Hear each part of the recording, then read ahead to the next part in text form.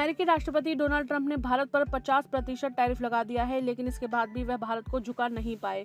जब ट्रंप भारत का और रूस का कुछ नहीं बिगाड़ पाए तो उन्होंने अपना गुस्सा यूरोपीय देशों पर उतारा है। उन्होंने यूक्रेन के राष्ट्रपति जेलेंस्की समेत यूरोप के देशों के नेताओं के साथ बैठक में साफ तौर पर कह दिया है कि यूक्रेन का युद्ध खत्म करना है तो रूस से तेल खरीदना तुरंत बंद करना होगा। अमेरिकी राष्ट्रपति डोनाल्ड ट्रंप ने चीन पर भी आर्थिक दबाव बढ़ाने की बात कही है। और क्या कहा है ट्रंप ने, ये जानने से पहले अगर अभी तक आपने हमारे चैनल जागरण बिजनेस को सब्सक्राइब नहीं किया है तो जरूर कर लें, क्योंकि यहाँ हम आपको बिजनेस और फाइनेंस से जुड़ी हर दिन की खबरों से रूबरू कराते हैं।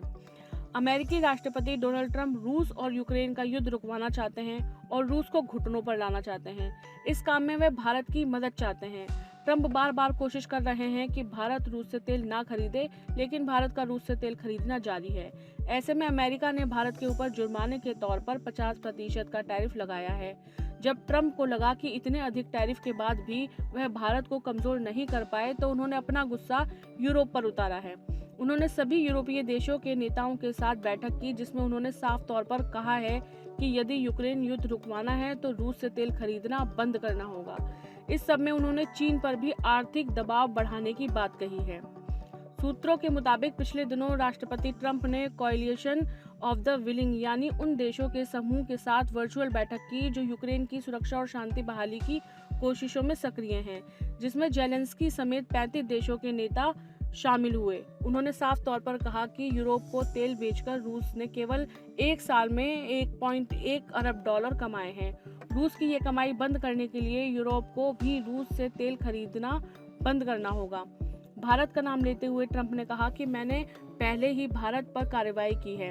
भारत से रूस का तेल खरीदने पर मैंने 50% टैरिफ बढ़ा दिया है ताकि रूस को मिलने वाला फंड रोका जा सके। यह घटनाक्रम तब सामने आया जब अलास्का में रूस के राष्ट्रपति व्लादिमीर पुतिन से मुलाकात के लगभग 3 हफ्ते बाद भी ट्रंप शांति वार्ता में कोई ठोस नतीजा न निकालने से खींचे हुए हैं।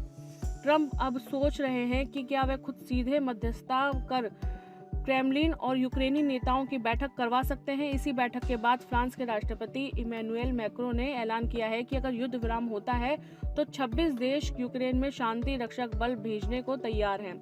मैक्रों का कहना है कि युद्ध विराम समझौते के अगले दिन ही 26 पश्चिमी सहयोगी देश अपने सैनिक जमीन, समुद्र और आसमान तीनों मोर्चों पर यूक्रेन में तैनात करेंगे। हालांकि मैक्रों ने साफ कहा है कि यूरोपीय सुरक्षा गारंटी तभी असरदार होगी जब अमेरिका सेफ्टी नेट की भूमिका निभाएगा।